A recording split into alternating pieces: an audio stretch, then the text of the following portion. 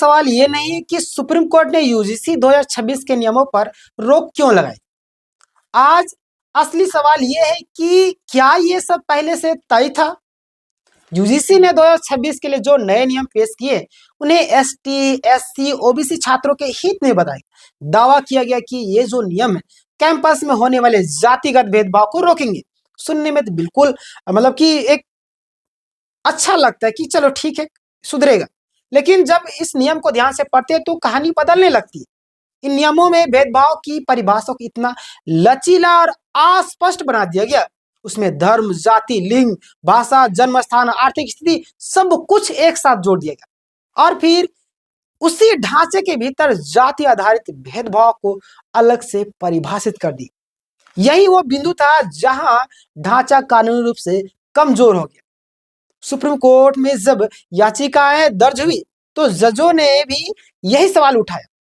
अगर हर तरह के भेदभाव को पहले ही शामिल कर लिया गया था तो जाति आधारित भेदभाव को अलग से क्यों लिखा गया।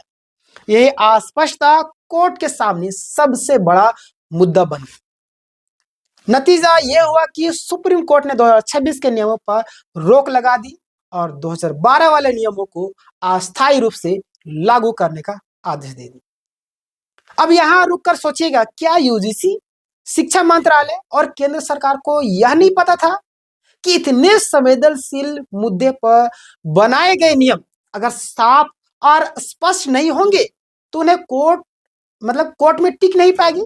इतनी बड़ी संस्थाओं से ऐसी मासूम गलती की उम्मीद करना मुश्किल है। यहीं से राजनीति की परत खुलती है। एक तरफ देश में विरोध होता है, भावनाएं भड़कती है, सरकार खुद को एसटी, एससी, ओबीसी के हितैषी के रूप में पेश कर देती है, अपना रोटी सेक लेती है। दूसरी तरफ कोर्ट उन्हीं नियमों को रोक देता है जिनके रुकने की आशंका पहले दिन से थी और अंत में सरकार कह सकती है हम तो सुधार करना चाहते थे, सुधार लाना चाहते थे। कोर्ट ने रोक लगा दी, यानी कि राजनीतिक संदेश भी चला गया, राजनीतिक रोटी भी सेका गया और असली ठोस सुधार की जिम्मेदारी से भी टल गए। अगर नियत सच में साफ होती तो दो में से एक रास्ता चुना जाता। या तो सभी छात्रों के लिए अलग मजबूत सार्वभौमिक एंटी डिस्क्रिमिनेशन सिस्टम बनाया जाता जिसमें भाषा, क्षेत्र, लिंग, आर्थिक स्थिति सब कुछ शामिल होती, या फिर ठीक उसी तरह जैसे जेंडर डिस्क्रिमिनेशन के लिए अलग से सेल होते वैसे ही जातीय आधारित भेदभाव के लिए एक स्पष्ट, स्वतंत्र और शक्तिशाली तंत्र खड़ा किया जाता। लेकिन ऐसा नहीं हुआ क्योंकि इनको राजनीतिक रोटी सेकनी थी और इन्होंने करके दिखा दिया, है ना। सुनवाई के दौरान अदालत की कुछ टिप्पणियां भी चिंता बढ़ाती है, खास करके जब जाति और आरक्षण के सवाल को आर्थिक कसौटी से जोड़ने की बात सामने आती है। सच्चाई ये है कि सामाजिक और सांस्कृतिक भेदभाव सिर्फ आय बढ़ जाने से खत्म नहीं होता।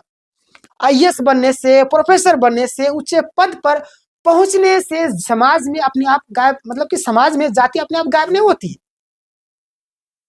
तो जब नियम ही कमजोर होंगे, अस्पष्ट होंगे तो आपस में टकराते रहेंगे। तो कोर्ट का उन्हें रोकना तय था। अब सवाल फिर वही, क्या यह सिर्फ लापरवाही थी या फिर एक सोची समझी रणनीति। तो पहले नियम लाओ, फिर माहौल बनाओ, फिर कोर्ट के बहाने पीछे हट जाओ। इस पूरे मामले को भावनाओं से नहीं, तथ्यों से देखना जरूरी है, क्योंकि असली लड़ाई नारों की नहीं होती, असली लड़ाई साफ नीतियों, मजबूत ढांचों, ईमानदार नीतियों की होती है। यानी कि ईमानदार नियत होना चाहिए, लेकिन ऐसा बिल्कुल भी नहीं था। इन्होंने अपनी रोटी को सेक लिया। अब समझिएगा, आप खुद समझदार है। इस पूरे मामले के बारे में आप क्या सोचते हैं कमेंट करके बताइएगा। और हमें तो इंतजार सुप्रीम कोर्ट के फैसले का। बाकी बात इस पूरे मामले में अगर आप एक डिटेल वीडियो चाहते हैं तो आप कमेंट करके बता सकते हैं, लेकिन इस वीडियो को ज्यादा से ज्यादा तक शेयर करें और अभी तक आपने हमारे चैनल को सब्सक्राइब नहीं किया, सब्सक्राइब किया, लाइक नहीं किया, लाइक किया। मिलेंगे नेक्स्ट अपडेट में।